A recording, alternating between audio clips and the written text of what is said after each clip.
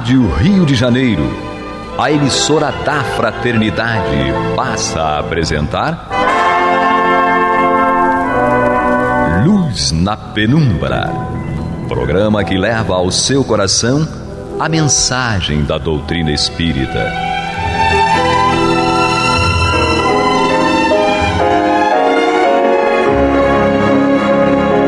E com vocês, João Batista, para o estudo de O Livro dos Espíritos, da obra codificada por Allan Kardec. Queridos ouvintes, um prazer enorme estarmos aqui hoje para dar continuidade ao estudo do Livro dos Espíritos, parte 1, terminando o capítulo 1 e terminando o capítulo 2 já.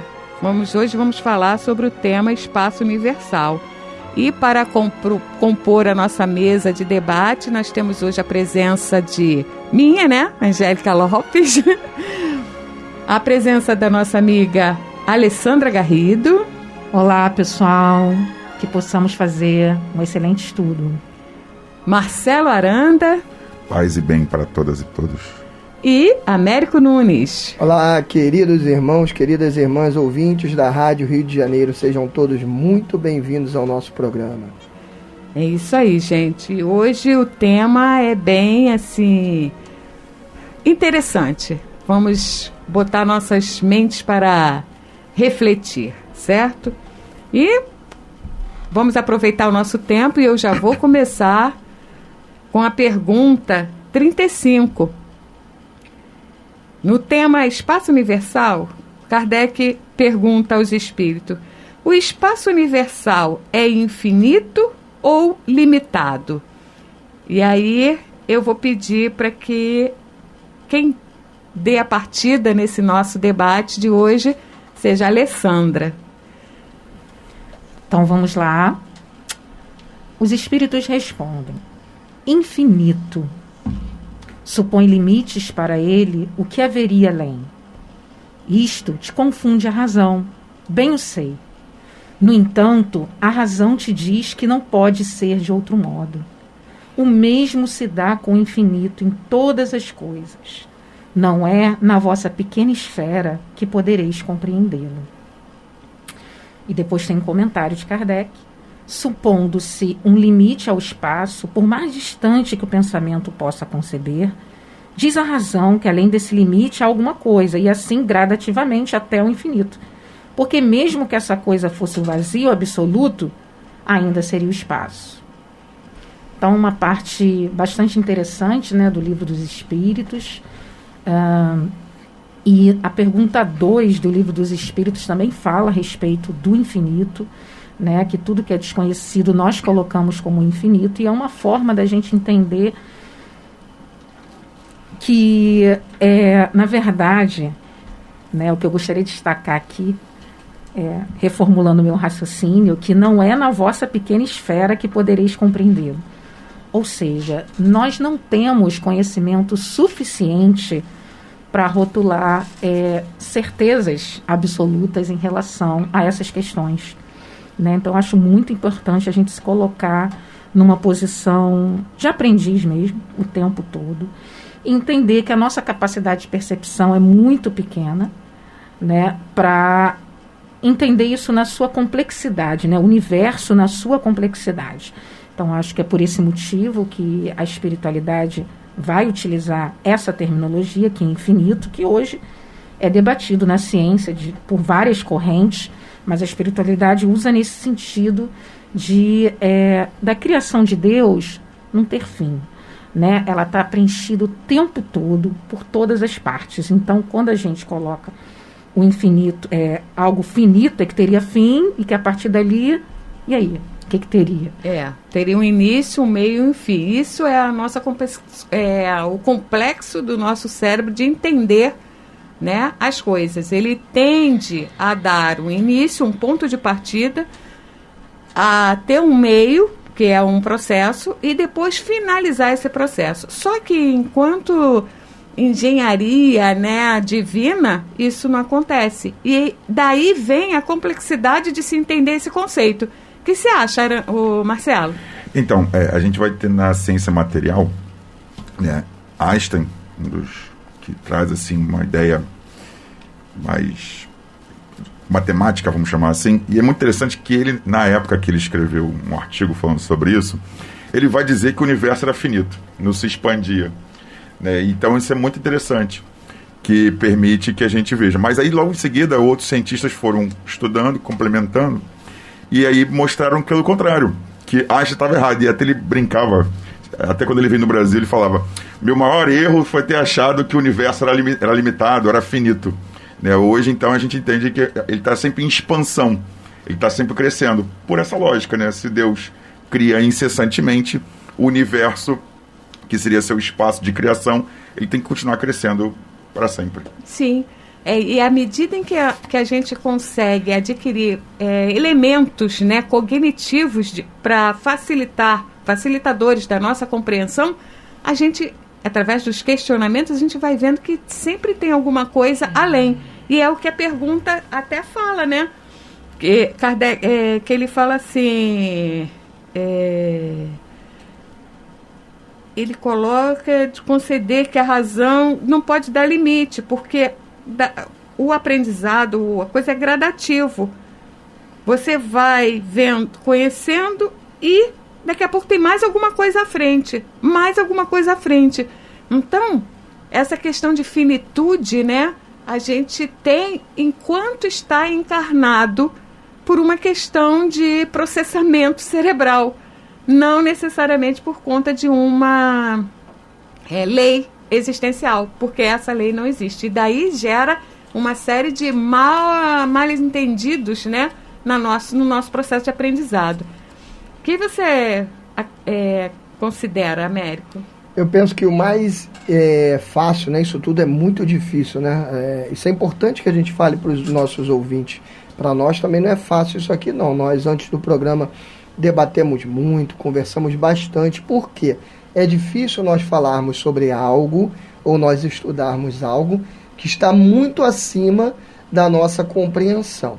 Quando a gente fala das coisas do nosso dia a dia, onde nós temos exemplos, onde nós temos coisas palpáveis para nos apoiar, a gente tem uma facilidade maior. Agora, falar sobre algo que é completamente longe da nossa realidade, como o universo, o infinito, são questões realmente difíceis. Então, você, querido irmão, querida irmã da Rádio Rio de Janeiro, se você nesse momento está sentindo um pouquinho boiando, não se preocupe. É difícil mesmo. Mas eu trago aqui uma questão que talvez facilite um pouquinho a nossa vida. Quando nessa questão 35 de O Livro dos Espíritos, lá no finalzinho um comentário está dizendo assim para a gente: mesmo que ao final, né, que a gente imagine que há um limite no universo, no espaço, mesmo que existisse um limite para os astros, os planetas, as galáxias, ele diz: ainda assim, depois disso existiria o vácuo, existiria o vazio, existiria o nada, e ainda assim isso seria espaço. Então, mesmo que eu imagine que o conjunto de planetas, de astros, de esferas, de galáxias, de sistemas sejam finitos, sejam, vamos dizer assim, possa ser contabilizado daqui até aqui, de um ponto até outro, ainda assim, depois disso existirá o espaço, o ar, o vácuo, seja o que for, e continua sendo infinito. Então, talvez essa seja uma forma da gente entender o infinito. Não importa o que há depois, sempre vai haver pelo menos o vácuo ou nada que continua sendo o espaço. E aí a gente consegue começar a compreender o que é infinito. Ou a gente olhando para a nossa casinha, né? A gente olha para a nossa casa, do lado tem um quintal. A gente olha, mas depois do quintal tem um vizinho, depois do vizinho tem outro vizinho. E depois, se a gente ampliar mais, tem o final da nossa cidade, o final do nosso país. Quando a gente amplia mais, sempre a gente vai conseguindo ver alguma coisa a mais. Aquilo nunca acaba, né? Essa é a ideia do infinito. E essa é uma ideia muito interessante, porque vai buscar o referencial. Ou seja, de onde você estiver, você tem uma linha de visão. Então, algumas coisas te chegam como informação. Mas se você ascende um pouco mais, se você sobe, por exemplo, se você do primeiro andar, você vai ter uma linha de visão. Quando você chega lá no 100º andar, a tua linha de visão é muito mais ampla. Então, à medida em que a gente vai crescendo a nível de conhecimento, a gente vai ampliando essa nossa noção de infinito. Eu queria fazer assim um acréscimo, né? Porque eu me apeguei aqui nessa terminologia usada pelos espíritos de vossa pequena esfera, que eu considero que em todo o livro dos espíritos, independentemente do assunto, né, a espiritualidade sempre nos dá alguns toques importantes para a nossa evolução. E eu acho que isso é uma questão de autoconhecimento, né? Da gente se colocar no lugar de quem precisa estar o tempo todo aprendendo, crescendo e não o senhor das verdades. Então, eu acho que essa posição de aprendiz é fundamental em todos aqueles que querem estudar a doutrina, né? E quando a espiritualidade coloca isso, pequena esfera, coloca até mesmo a nossa ciência, tudo que a gente já alcançou é muito pequeno frente, né, à imensidão que é Deus, né, que preenche todos os espaços, como a gente está vendo aqui. Nós vamos estudar mais na próxima questão sobre essa coisa do vazio, né? E acho que a gente vai poder fechar um pouco melhor o nosso raciocínio. Mas é uma coisa também que estava me chamando muita atenção, essa nossa pequena esfera, ou seja, o nosso mundinho. É o nosso mundinho e cada um tem o seu mundinho. E o poder de alcance desse mundinho é a analogia que eu fiz com relação aos andares de um prédio. A visão que nós temos. Então, o autoconhecimento, ele nos liberta, ele faz com que a gente amplie profundamente a nossa forma de enxergar o mundo. E não vamos ter essa questão de vaidade, de querer saber tudo. Vamos saber o que nos cabe saber, que já é de bom tamanho, né? Mas é interessante, né, que esse estudo do universo, do todo, é também um estudo do nosso universo. Exatamente, nós somos o universo. Cada um de nós é um universo. Então, estudar esse todo pode parecer assim que é algo muito distante das propostas da doutrina, mas é muito próximo. Muito próximo. Do que é o autoconhecimento, do que é se conhecer, né, desse preenchimento de Deus em tudo. E também traz para a gente uma reflexão de que a vida é um contínuo. Isso. E que vão existir outros planetas, e outros planetas, e outros planetas. Né? Então é interessante também a gente lembrar disso. Bom, vamos à nossa vinheta e depois continuaremos. Você está ouvindo pela Rádio Rio de Janeiro o programa Luz na Penumbra, com o estudo de O Livro dos Espíritos, na apresentação de João Batista. Dando sequência na questão 36, Kardec pergunta aos espíritos: o vácuo absoluto existe em alguma parte no espaço universal? E aí eu vou começar o nosso debate com o Marcelo. Então, aí os espíritos vão responder o seguinte: não, nada é vácuo. O que te parece vazio está ocupado por uma matéria que escapa aos teus sentidos e aos teus instrumentos. Então, veja que interessante, que ele vai chamar a atenção para a gente que não existe um vazio, não existe sempre todos os espaços vão ter essa matéria, que em alguns momentos a gente pode dizer que ela pode ser representada pelo fluido cósmico universal. Aí vale a pena aí de novo buscar, né, quem está nos ouvindo, ler mais sobre isso, que é um assunto muito interessante, que ele vai estar ocupando todos os debates, né, e se aprofundar nessa temática é deverasmente importante, porque a gente vai entendendo melhor, né, essas relações entre matéria e energia, né, nossos pensamentos, e também que esse Pai maravilhoso, né, e aí a gente tem que fazer uma analogia a ele é tão grandioso que ele não desperdiçaria nada no universo, deixando um troço lá vazio.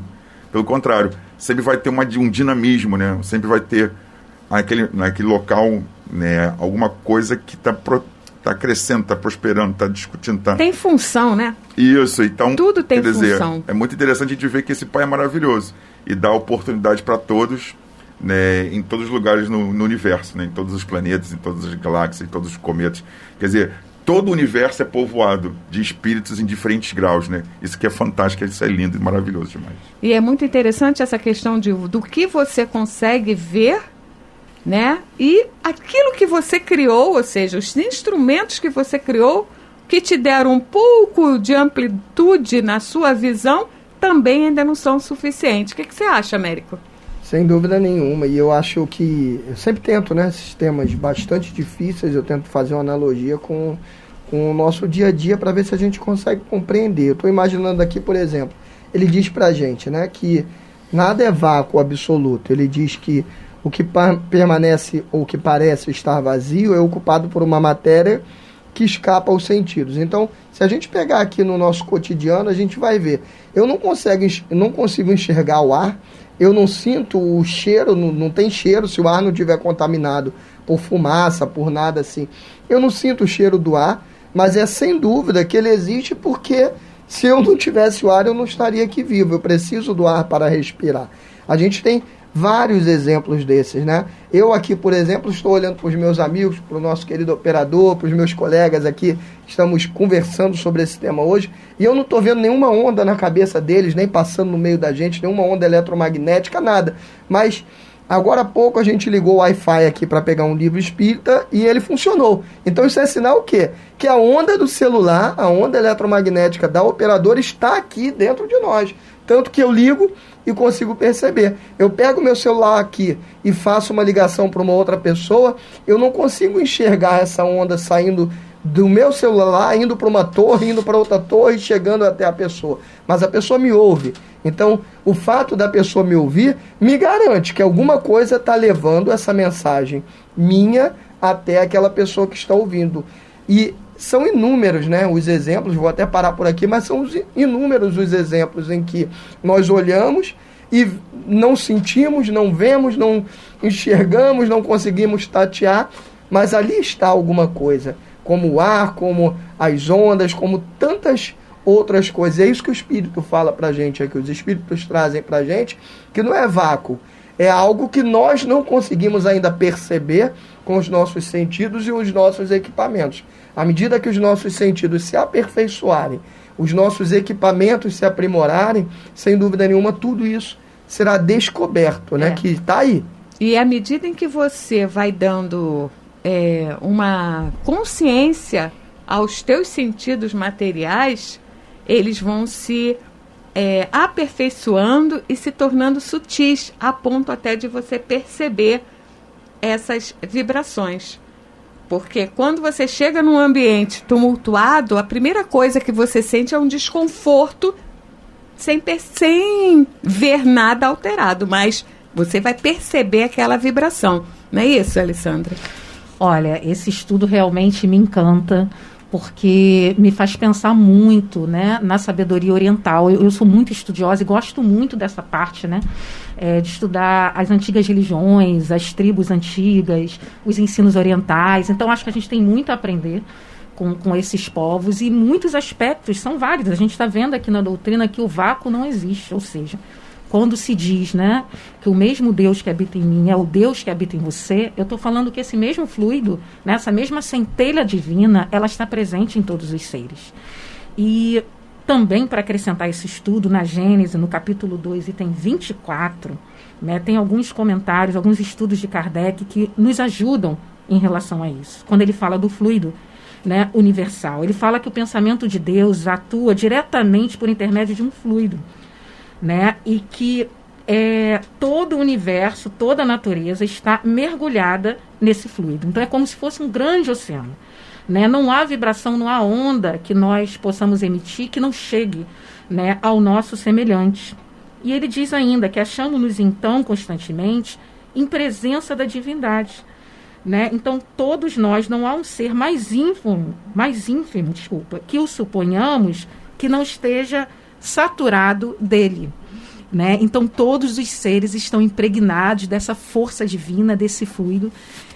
Logo, não há vazio, nem mesmo dentro do nosso corpo humano, né? Que aparentemente pode haver espaços vazios, mas esses espaços estão preenchidos. E o texto bíblico também, ele é farto de partes em que se diz sobre essa presença divina em nós. O Espiritismo nos traz essa informação, né, do fluido e como ele se faz presente em nós, como Deus se faz presente em nós através desse fluido. Ele cita também João aqui, que diz o seguinte: estamos nele como ele está em nós, segundo a palavra do Cristo. Então tem muita validade, sim, enxergar Deus em tudo e em todos, já que não há vazio e que tudo é criação dele. E tudo está preenchido por essa energia, por esse fogo. E a questão do vácuo, por exemplo, de você achar que ali não existe a vida, não existe algo, né, que está em um complexo vazio.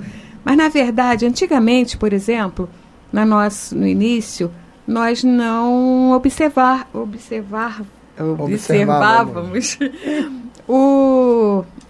os micro-organismos, mas sabíamos que ele existia, que algo estava acontecendo, que estava causando um desastre, né, na nossa constituição.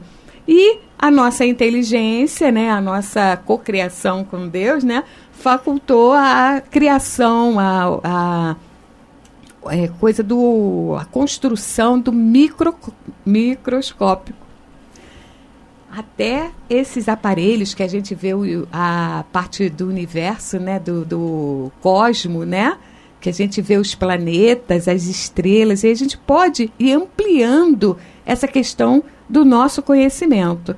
A partir do advento do microscópio, a gente começou a identificar esses microvírus, esses micro-organismos, e conseguimos desenvolver outros mecanismos de anular os seus efeitos em nós. Então, toda a ciência hoje está fundamentada, né, num processo gradativo de conhecimento. Então, a arte de Deus de fazer chegar a nós esse conhecimento, ela vem de forma gradativa. Então, quando a gente coloca assim, vamos continuar no nosso processo de evolução, de aprendizado, para não provocar, o caos na nossa mente, né? E não querer saber coisas que, a princípio, ainda não temos dados suficientes para compreender. Alguém quer acrescentar alguma coisa? Eu gostaria. Isso aí que você falou, estou me recordando de uma questão que nos remete até à humildade que é orientada pelo Espiritismo. Porque quando a gente inicia no Espiritismo, e eu passei por esse terrível engano, equívoco, a gente chega para as outras pessoas das outras religiões e diz, não, eu sou espírita porque o Espiritismo me explica tudo. Ele tem a explicação para todas as coisas. Isso é porque a gente está estudando pouco. Quando a gente estuda um pouquinho mais, a gente percebe que não, que o Espiritismo deixa bem claro para a gente que ele só nos explica aquilo que nós podemos compreender. Como a Angélica falou, como a Alessandra falou, né? Respeitando a nossa esfera, né? O nosso nível de capacidade. Então isso é sempre importante, a gente lembrar da necessidade dessa humildade, de saber que nós não iremos conseguir entender tudo nessa vida, iremos lutar para entender o máximo possível, mas não nos será possível entender tudo, ainda mais sobre o universo, sobre o infinito, essas questões todas, não é verdade? E consciente de que o aprendizado ele é acumulativo, a gente não perde. Exatamente. Verdade.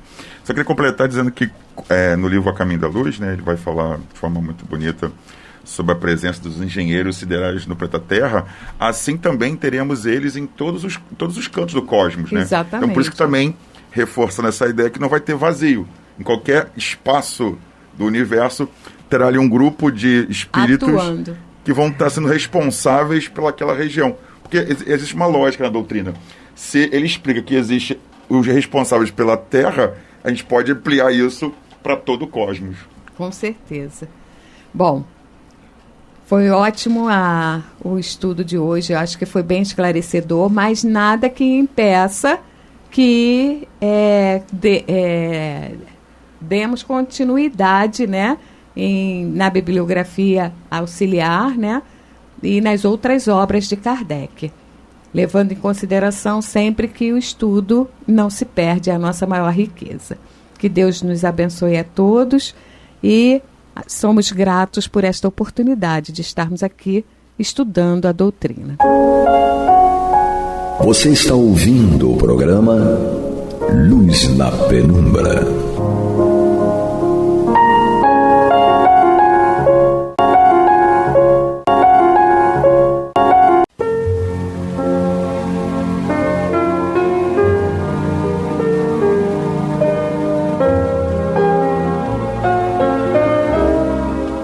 Rádio Rio de Janeiro está levando ao seu lar e ao seu coração a mensagem consoladora da doutrina espírita, através do programa Luz na Penumbra.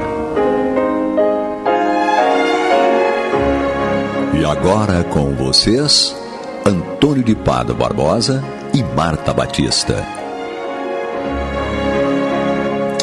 Olá, meus queridos amigos.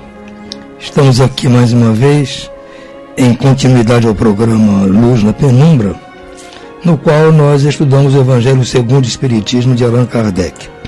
Estamos aqui, Marta Batista e eu, para fazer os comentários, e o Pablo na técnica. Hoje, especificamente, nós vamos dar início ao capítulo 7.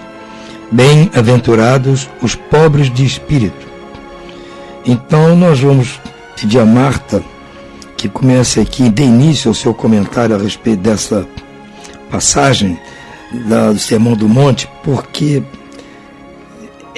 é um conceito até difícil de ser entendido, por isso que ela vai explicar para todos nós aqui, até porque o título do primeiro item já mostra isso, Marta. O que se deve entender por pobres de espírito. Então já mostra que é um conceito que precisa ser analisado para depois entender o que Jesus está querendo nos passar. Exatamente. Então você fica à vontade, use todos os seus atributos para trazer para nós esse esclarecimento, certo? Vamos lá, Tony. Então, bem-aventurados os pobres de espírito, né? E ele inicia o item 1 falando com uma pergunta, né? Ou trazendo para nós uma reflexão. O que é preciso entender por pobres de espírito? Bem-aventurados os pobres de espírito, porque o reino dos céus é deles. Mateus capítulo 5, versículo 3. Então, o que é necessário? Né? O que é preciso entender?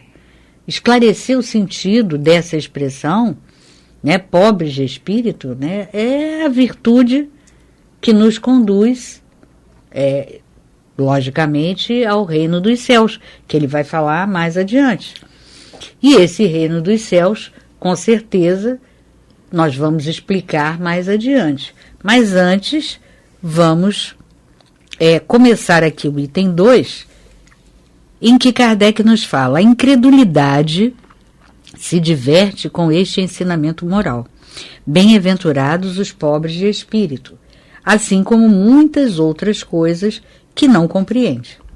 Jesus não entende como pobres de espírito os homens desprovidos de inteligência, mas sim os humildes. Ele disse que o reino dos céus é deles e não dos orgulhosos. Então, na realidade, né, o que ele propõe, né, e que a gente deve entender, é que os pobres de espírito são aqueles simples, que têm o coração simples e que, logicamente, são humildes. Então, na realidade, né, aquele que está querendo chegar a atingir a perfeição e comparando o pequeno grau de adiantamento, né, a que chegaram com o ideal a ser atingido, logicamente reconhecem aí o quanto ainda são carentes de progresso espiritual. Então esse espírito é um homem, um encarnado com essa simplicidade, né? Ele é um pobre de espírito porque ele tem a simplicidade de espírito, né, e o coração humilde. Então, o que nós podemos entender por reino dos céus? É o estado de felicidade plena, de doce paz, de tranquilidade, de alegria espiritual. Então, o reino dos céus não é uma localização, e sim um estado de espírito. E ele segue. Ele disse que o reino dos céus é deles e não dos orgulhosos. Quer dizer, então a gente já sabe que se nós mantivermos essa postura orgulhosa, nós estaremos caminhando na direção oposta do reino dos céus. E eu tenho certeza que nenhum de nós quer isso.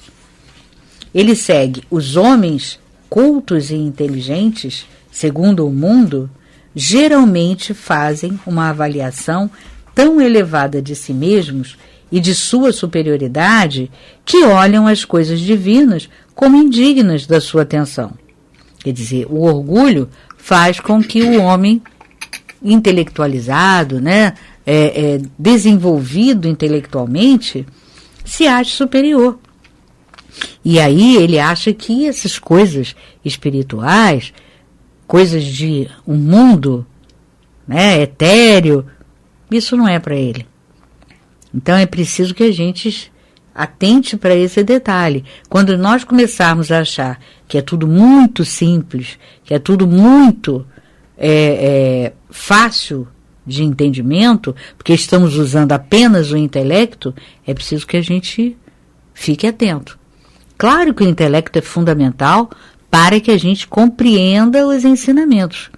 Quanto mais nós desenvolvermos a nossa intelectualidade, mais fácil será compreender os ensinos de Jesus. Porém, nós não estaremos superando, não estaremos ultrapassando os limites. Então, por que esses, né, que são simples de coração e humildes, são bem-aventurados? Porque a noção que eles têm, né, de sua fraqueza realmente não os impede de lutar por aquilo que lhes falta, que é justamente o conhecimento espiritual, são as questões morais. E esse redobrar de esforço, logicamente, que nos leva a conseguir um maior progresso espiritual. Então, esses que reconhecem o seu tamanho, as suas fraquezas, as suas limitações e dificuldades, lógico que são aqueles que vão fazer um esforço maior para superar. Mas se você se acha, né, perfeito, inteligente o suficiente, já entende tudo e não te falta nada, aí é complicado, porque ainda falta muito, né? Eu gosto sempre de lembrar que na escala espírita nós estamos na terceira ordem aqui na Terra. Então os espíritos aqui na Terra são de terceira ordem. E terceira ordem é praticamente o primeiro degrau do crescimento espiritual. Então, como a gente pode se achar superior, como a gente pode se achar, né, acima das limitações que na realidade nós temos e achar que não as temos? Isso é orgulho. E com orgulho nós estaremos sempre caminhando na direção oposta do progresso. Então,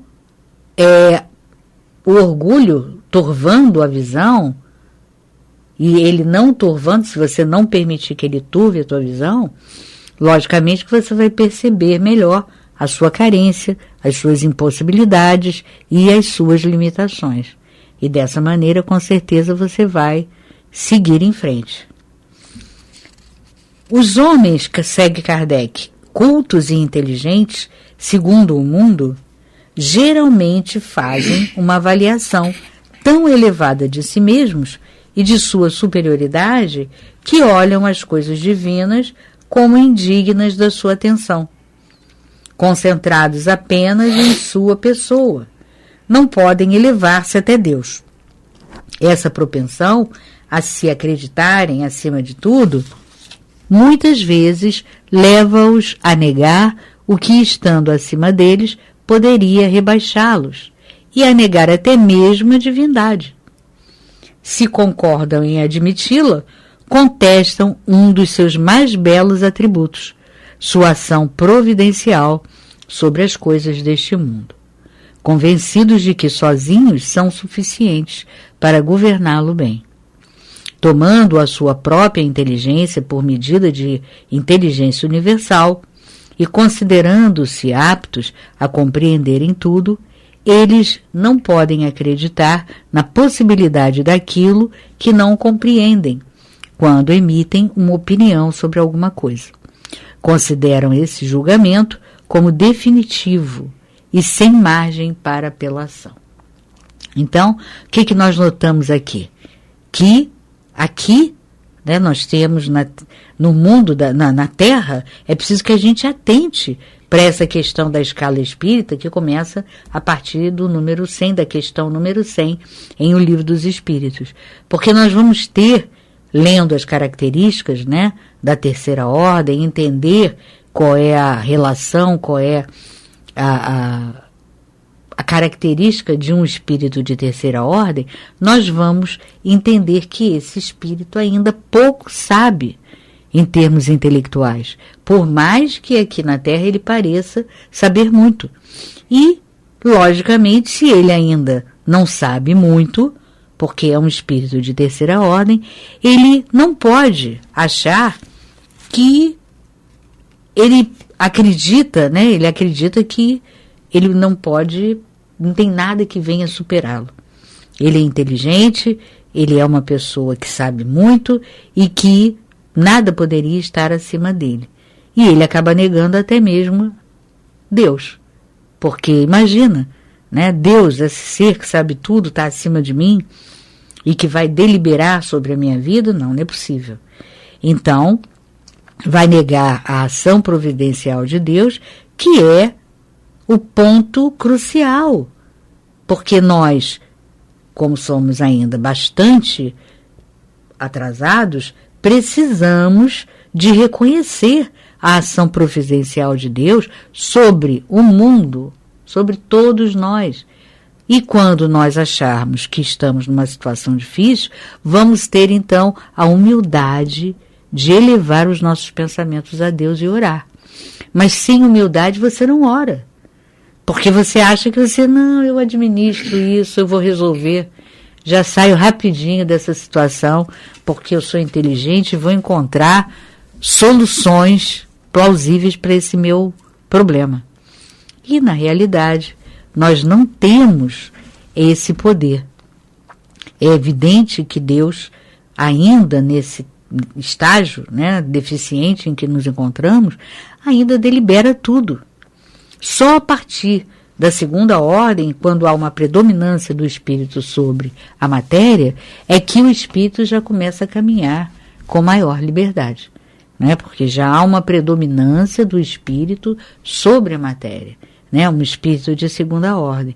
Então, lógico, como ele cresce moralmente, ele pode, e cresce intelectualmente também, ele pode ganhar liberdade, mais um pouco de liberdade.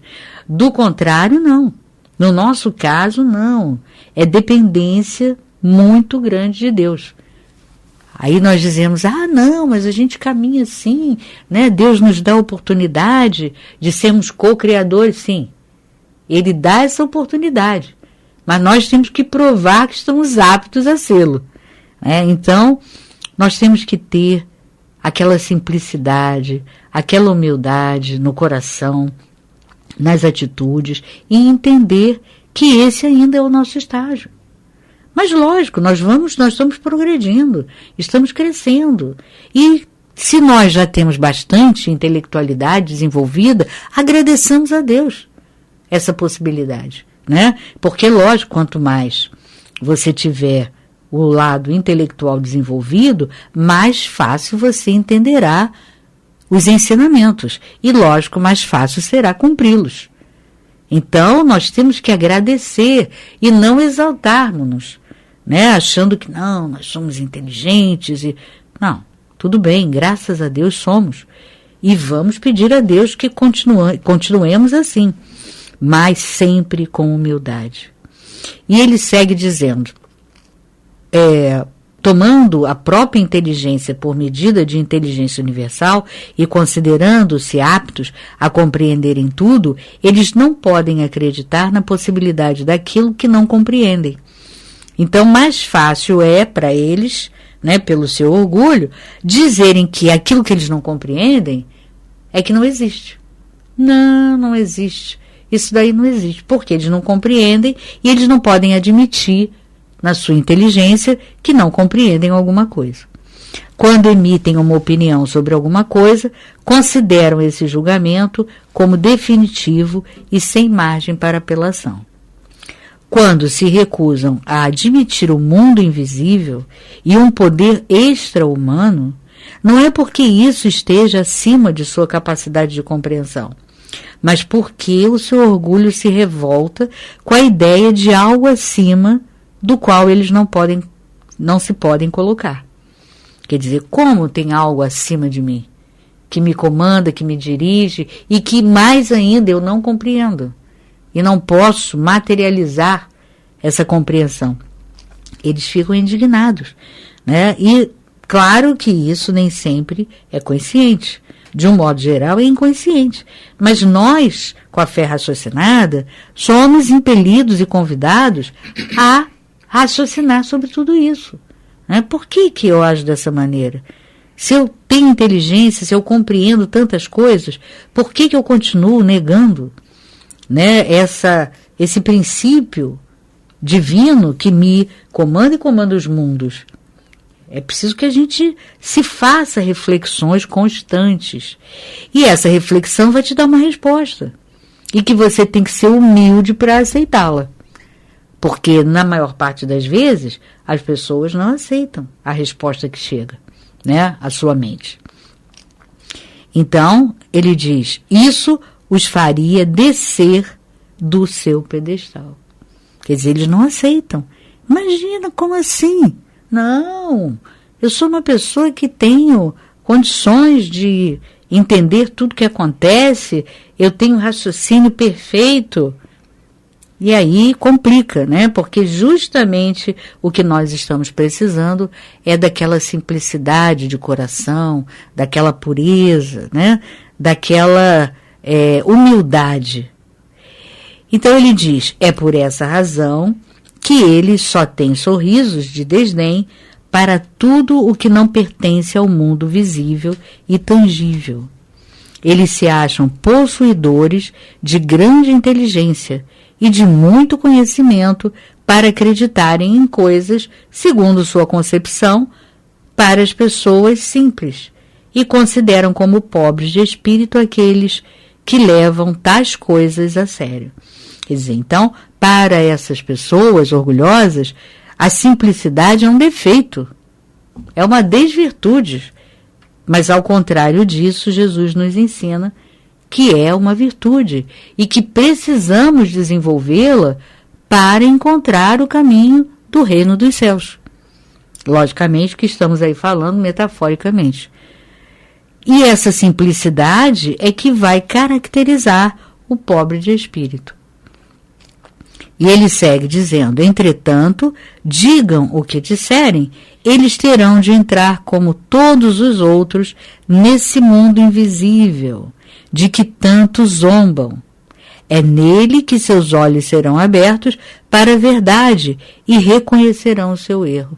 Claro, que quando eles chegarem no mundo espiritual, eles vão perceber que existe sim um mundo espiritual, que existe uma inteligência suprema que comanda tudo isso e que, logicamente, comanda não só o planeta, como todos aqueles que ali residem, né? Ora, sendo assim, nós vamos perceber que ele diz, nesse mundo invisível de que tanto zombam, é nele que seus olhos serão abertos. E quando eles perceberem que erraram, que tiveram um raciocínio incorreto, já começa por aí, como eu, tão inteligente, como eu pude errar no meu raciocínio, né? Já começa a primeira dificuldade. Depois, a segunda dificuldade é justamente perceber que tomaram caminhos equivocados com esse raciocínio. E esses caminhos equivocados o levaram não a uma situação de tranquilidade, de paz, de alegria, não, de felicidade. Levaram a esse espírito a uma sensação, um estado de dificuldade, de infelicidade e de incompreensão. E eles ficam incrédulos. Meu Deus, mas não é possível. Eu que sempre entendi tudo, como é que pode? Então fica uma pergunta para nós. Por que esses homens orgulhosos, vaidosos, de sua inteligência, não conseguem se elevar a Deus? Porque em função desse autoconceito que eles fazem de si próprios, de si mesmos, eles consideram as coisas divinas indignas de lhes merecer atenção. Eles acham que isso é coisa de pessoas simples aí como algo negativo, né? E aí colocam até mesmo a questão da intelectualidade e do grau social, eles colocam como sendo algo que vá dificultar a compreensão dessas pessoas. Então eles atribuem, né, as coisas espirituais à falta de intelectualidade e à falta de compreensão porque são de classes inferiores. Então esse é o raciocínio do orgulhoso. E que vai ter que se submeter, né, a um processo de encarar a verdade frente a frente quando chegar no mundo espiritual. Não tem jeito. E esses orgulhosos, eles tomam a inteligência como uma medida de inteligência universal, quando nós sabemos que um espírito evoluído, ele precisa sim ter desenvolvido o seu intelecto, mas ele precisa necessariamente ter desenvolvido a sua moralidade. Então, o espírito, na segunda ordem, ele tem 4 degraus para subir. E ele só atinge quase um equilíbrio entre inteligência e moralidade, que é o lado espiritual e o lado material, né, que é o intelecto, quando ele chega no grau de superioridade. E nós não podemos atribuir a espíritos que sequer têm predominância do espiritual sobre o material como espíritos superiores, como a gente vê isso no movimento espírita, né? Não pode. Temos que estudar a escala espírita para compreender. E, finalizando aqui, ele diz: digam o que disserem e eles terão de entrar como todos os outros nesse mundo invisível, de que tanto zombam. Ao afirmar que o reino dos céus pertence aos simples, Jesus quis dizer que sem a simplicidade de coração e a humildade de espírito, ninguém será admitido nesse reino. Entre o ignorante que possui essas qualidades e o sábio que acredita mais em si do que em Deus, o ignorante será o preferido. Não é mesmo, Tony? Te deixei pouco tempo para reflexão. Não, justamente esse é o primeiro estudo a respeito dessas bem-aventuranças, né? E o que a proposta de Jesus se refere é que a humildade tem que vir em primeiro lugar. Sim. Se nós temos a intenção de ir para o reino de Deus, nós temos que nos livrar dos nossos vícios, dos nossos defeitos, das nossas más escolhas. E só vamos saber reconhecer que temos esses problemas se primeiramente formos humildes. Porque se você não for humilde, você nem admite que tem esses vícios, que tem como se fossem essas desvirtudes. Você não tem porque você não é humilde para reconhecer. Então, enquanto nós não formos humildes o suficiente, pelo menos para reconhecer que tem ainda coisas a serem trabalhadas, nós vamos ficar marcando o passo. Por isso é que Kardec pôs esta primeira virtude como a mais importante de todas. Ela vem em primeiro lugar. Eu não tenho certeza se essa ordem está no Sermão da Montanha, mas deveria estar, porque a partir dela é que nós vamos adquirir todas as outras. Sem dúvida. Né? Então, meus amigos, o nosso tempo já está se esgotando e, humildemente, desejo a vocês muito boa noite e muita paz. Muita paz a todos.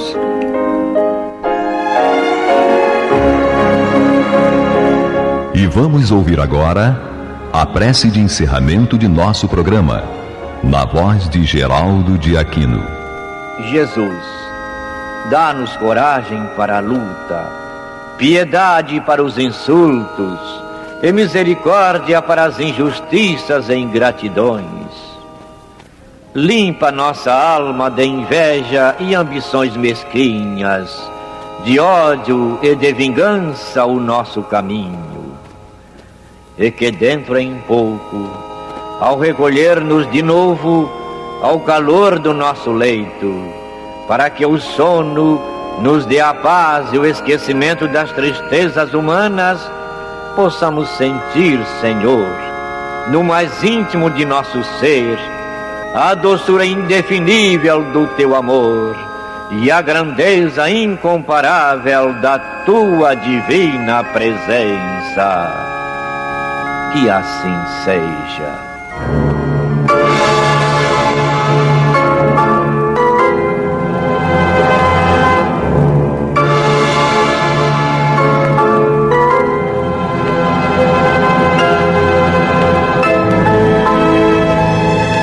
Acabamos de apresentar o programa Luz na Penumbra, que voltará a ser apresentado amanhã às 21 horas nesta emissora.